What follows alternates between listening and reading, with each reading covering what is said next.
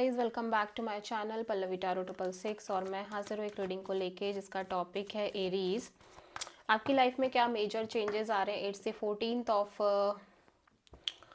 Feb के लिए। So guys ये जनरल रीडिंग है, सारे मैसेजेस रेजोनेट नहीं करेंगे, जो भी रेजोनेट करे उन्हें रख लीजिए, जो नहीं करे उन्हें सिंपली आपको छोड़ देना है। अगर आप पर्सनल सेशन लेना चाहते हैं तो आप कांटेक्ट कर सकते हैं, नंबर से सारी डिटेल्स आपको मिल जाएगी। पर्सनल रीडिंग पेड है एंड आप मुझे मेरे इंस्टाग्राम अकाउंट पल्लवी टारो 666 पर भी फॉलो कर सकते हैं, उसका लिंक भी डिस्क्रिप्शन बॉक्स में अवेलेबल है। मैं वहाँ डेली वीडियोस अपलोड करती हूँ आपके रिलेशनशिप, लव लाइफ, करियर के लिए। एंड अगर आप टैरो कार्ड रीडिंग सीखना चाहते हैं मुझसे तो डेफिनेटली आप कांटेक्ट कर सकते हैं, नंबर से सारी डिटेल्स आपको मिल जाएगी। सो ओवरऑल क्या एनर्जी रहेगी एरीज आपके लिए 8 से 14 ऑफ फेब के लिए एरीज की लाइफ में। 8 of cups, detachment, move on करते हुए आप नज़र आ रहे हो किसी सिचुएशन से और सिंपली इमोशनली डिटैच होते हुए नज़र आ रहे हो सिचुएशन से, ठीक है। सो लेट्स सी पास्ट में क्या चल रहा था एरीज आपकी लाइफ में। पास्ट में क्या चल रहा था, नाइट ऑफ सोर्ड्स। सो आप किसी सिचुएशन की रिगार्डिंग बहुत ब्लंट कम्युनिकेशन कर रहे हो, किसी पर्सन से क्लियर कट बात कर रहे हो, र्यूड कम्युनिकेशन, ठीक है। प्रेजेंट में क्या चल रहा है आपकी लाइफ में एरीज, इम्पल्सिव एनर्जी दिख रही है। प्रेजेंट में क्या चल रहा है, टेम्परेंस। ओके, सो बहुत सारा पेशेंस एंड पीस मेंटेन कर रहे हो आप अपनी लाइफ में राइट नाउ। एंड 8 से 14 ऑफ फेब के दिनों में क्या आ रहा है आपकी लाइफ में, 10 ऑफ वॉन्ड्स। सो आप कोई बर्डन था जो कैरी कर रहे थे एक लंबे समय से, आप उस बर्डन को रिलीज कर रहे हो, ड्रॉप कर रहे हो। पास्ट में नाइट ऑफ सोर्ड क्यों आया है मेष राशि के लिए पास्ट में, 2 of wands, 10 of wands and 7 of wand. So किसी सिचुएशन में आप कॉन्स्टेंटली होल्ड पे थे, मे बी कोई पर्सन की वजह से, सामने वाले पर्सन की वजह से आप कॉन्स्टेंटली एक waiting and hold kind of energies में रह रहे थे, जिसकी वजह से आप कॉन्स्टेंटली बर्डनिंग होते हुए नजर आ रहे हो, ठीक है।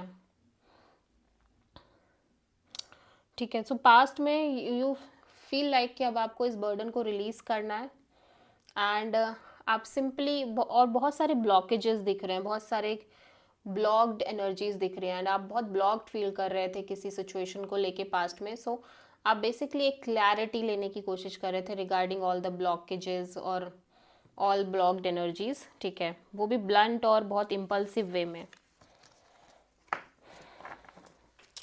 प्रेजेंट में टेम्परेंस क्यों आया है एरीज आपकी लाइफ में,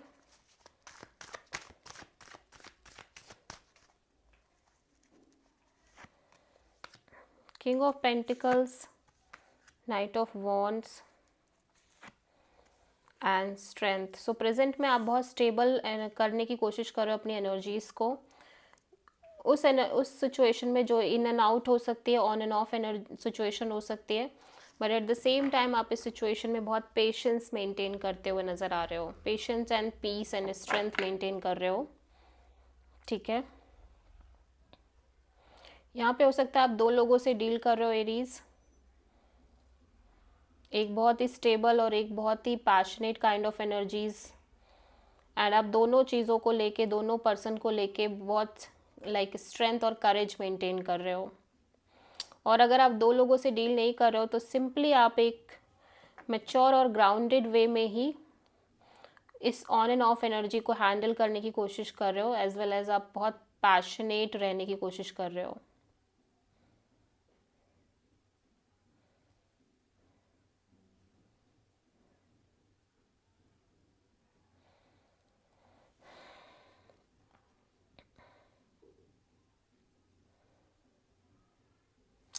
या मतलब प्रेजेंट में ऐसा लग रहा है कि कोई स्टेबल सिचुएशन थी जो कि बहुत ज़्यादा अनस्टेबल हो गई है, ऑन एंड ऑफ हो गई है, in and out kind of हो गई है, बट आप इस सिचुएशन को करेजियसली हैंडल कर रहे हो एंड पेशेंस रख रहे हो कि with time everything is going to be fine, ठीक है।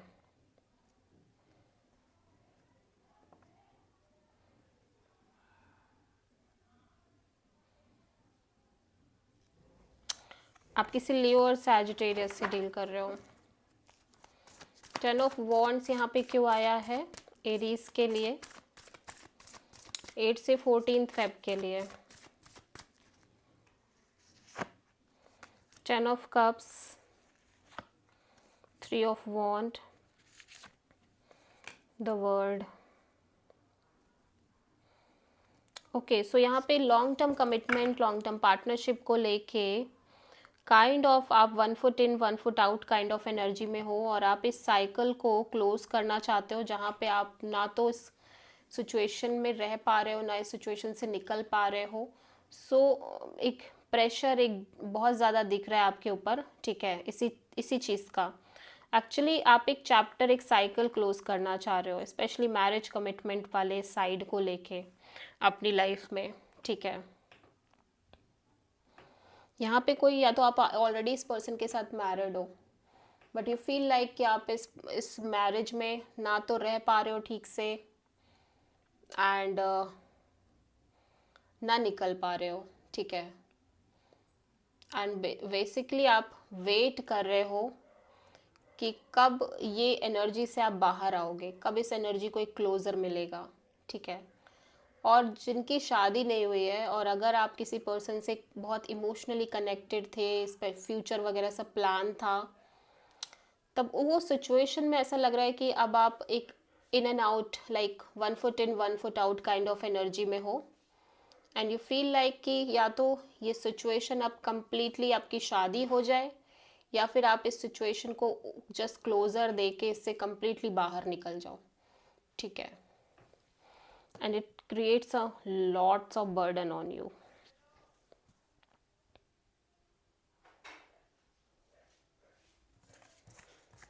So difficult. So this is the reading for Aries. I hope कि रीडिंग रेजोनेट करी होगी, पसंद आई होगी, अच्छी लगी है तो प्लीज़ चैनल को लाइक, शेयर और सब्सक्राइब करें और कमेंट करें। सो